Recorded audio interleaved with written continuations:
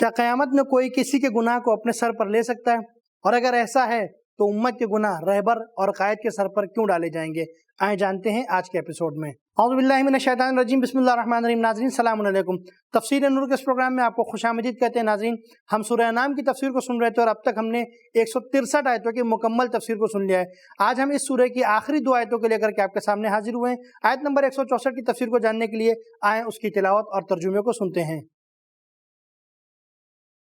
كتاب أنزلناه إليك مبارك ليدبروا آياته وليتذكر أولو الألباب بسم الله الرحمن الرحيم قل أغير الله أبغي ربا وهو رب كل شيء ولا تكسب كل نفس إلا عليها ولا تزر وازرة وزر أخرى ثم إلى ربكم مرجعكم فينبئكم بما كنتم فيه تختلفون۔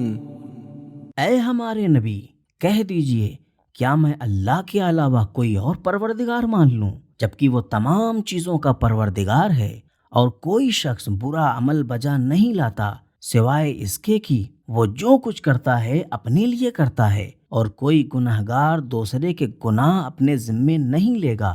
اس کے بعد تمہاری واپسی تمہارے پروردگار کی جانب ہے، پس وہ تمہیں اس چیز کی خبر دے گا جس میں تم اختلاف کرتے تھے۔ ناظرین، یہ تو تھی آیت نمبر 164 کی تلاوت اور ترجمہ۔ آپ دیکھتے ہیں کہ اس کے اندر نکات کون کون سے پائے جاتے ہیں۔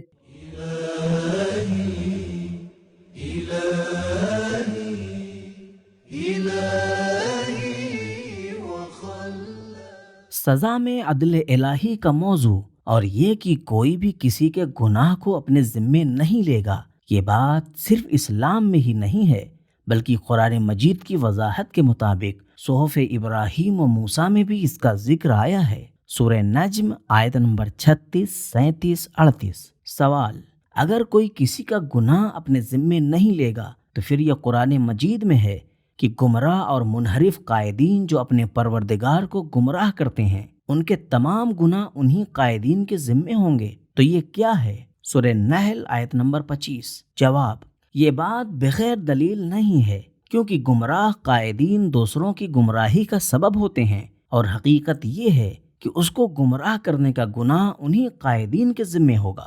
ایک حاملہ عورت جس نے زنا کیا تھا، اسے سزا کے لیے جناب عمر کے پاس لایا گیا تو اس نے سنگسار کا حکم جاری کیا۔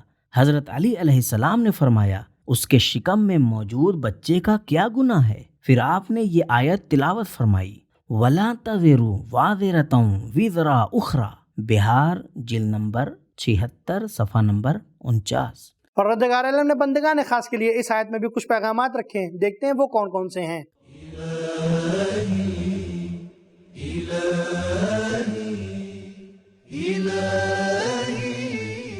نمبر 1، منکروں اور مشرکوں کے سامنے جب کبھی حق بیان کرنے کی بات ہو تو اپنے موقف کو مضبوطی کے ساتھ واضح طور پر اعلان کرنا چاہیے۔ نمبر 2، زندہ ضمیر انسان کے اندرونی سوالات کا جواب دینے کے لیے بہترین ذریعہ ہے۔ نمبر 3، چونکہ پروردگار عالم ہی ہم سب کا اور تمام ہستی اور مخلوقات کا رب ہے، اس لیے میرا بھی وہی رب ہے۔ نمبر 4، لوگوں کا کفر، شرک کرنا یا نیک اعمال انجام دینا یا برائی کے ذریعے فساد برپا کرنا اللہ تعالیٰ کو نقصان نہیں دیتا، بلکہ ایسا کرنے والے خود ہی اس میں گرفتار ہوتے ہیں۔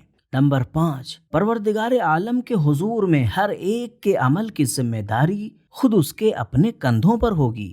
نمبر 6، قیامت کا برپا ہونا اور انسان سے سوال کیے جانا بھی اللہ تعالیٰ کی ربوبیت کا ایک پہلو ہے۔ نمبر 7، دنیا بھی ختم ہو جانے والی ہے، آخر کار اس بات سے آگاہ ہو جائیں گے جس کا ہر دھرمی کے ساتھ انکار کرتے رہے ہیں۔ ناظرین، خدا کا لاکھ لاکھ شکر ہے کہ سورہ انعام کی تفسیر ہماری یہاں پر مکمل ہو جاتی ہے۔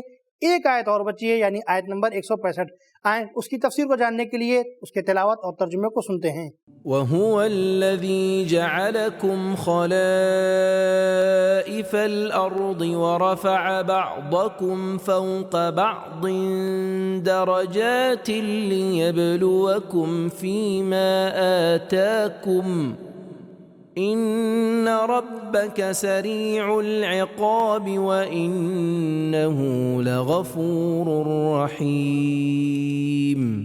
وہ خدا وہی ہے جس نے تمہیں زمین پر ایک دوسرے کا جانشین بنایا اور بعض افراد کو دوسرے پر درجے کے لحاظ سے برتری عطا فرمائی تاکہ تمہیں ان چیزوں سے جو تمہارے اختیار میں دی ہیں آزمائے۔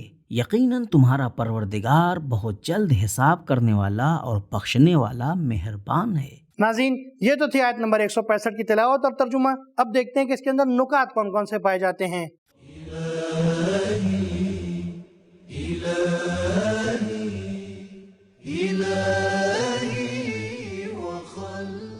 سورہ انعام کا آغاز حمد باری تعالیٰ کے ساتھ ہوا، الحمدللہ الذی خلق، اور رحمت الہی کے ساتھ اختتام ہو رہا ہے، انہ لغفور الرحیم۔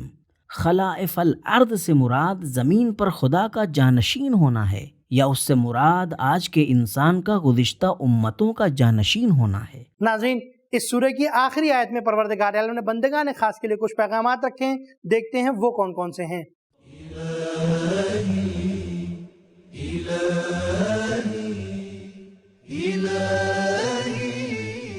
نمبر 1، انسان زمین پر پروردگار عالم کا خلیفہ ہے اور اس زمین کا امیر ہے، نہ کہ اس کا اسیر۔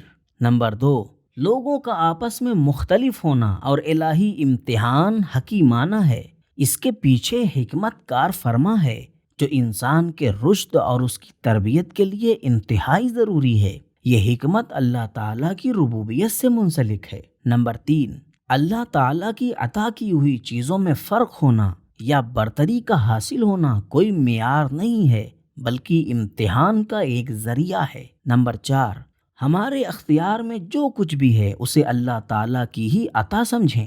نمبر 5، امتحان کی مقدار اور اس کا معیار عطا شدہ چیزوں اور موجود امکانات کے مطابق ہے۔ نمبر 6، امتحان کے بعد فیل ہو جانے والوں کی نسبت اللہ تعالی سریع العقاب ہے اور قبول ہونے والوں کی نسبت وہ غفور الرحیم ہے۔